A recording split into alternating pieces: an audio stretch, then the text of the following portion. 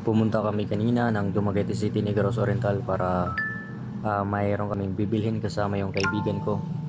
Ay dumaan siya sa may prutasan kasi gusto niyang bumili ng siraguelas at santol.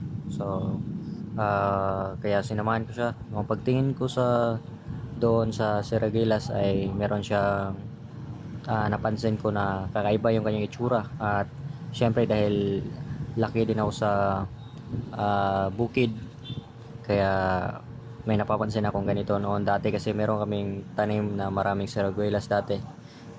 At noon ay hindi pa ako mahilig sa mga ganito kaya hindi ko na yung pinapansin. So nung nakita ko ang siraguelas na yun ay kinuha ko yun at ito, binuksan ko, binalatan ko.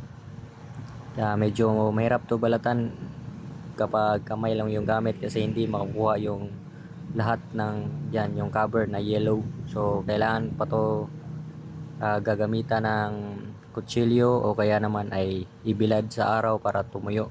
So ganito na yung itsura niya nung pag binalatan ko. So pagkadalasan pag mga kambal na prutas o mga kakaiba na kagaya nito ay nagagamit ito bilang lucky charm, pero binibindisyonan pa ito para bumisa ng magamit ng tao. So ito ang gagawin ko rito, bibilad ko muna ito sa araw para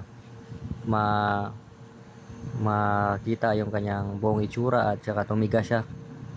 Tsaka i-preserve ko ito para hindi siya masira. So isa lang ito na meron ako ngayon na ganito na klase ng kambal na prutas o yung kambal na siraguelas. At buti na lang at sumama ko sa kaibigan ko na bumili ng prutas, at ito ay malaking tulong na rin sa magdadala.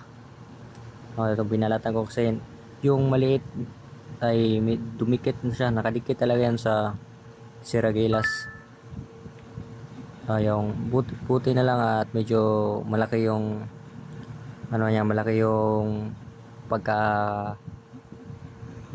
siraguelas at saka yung kambal naman niya maliit pero kumapit yan. So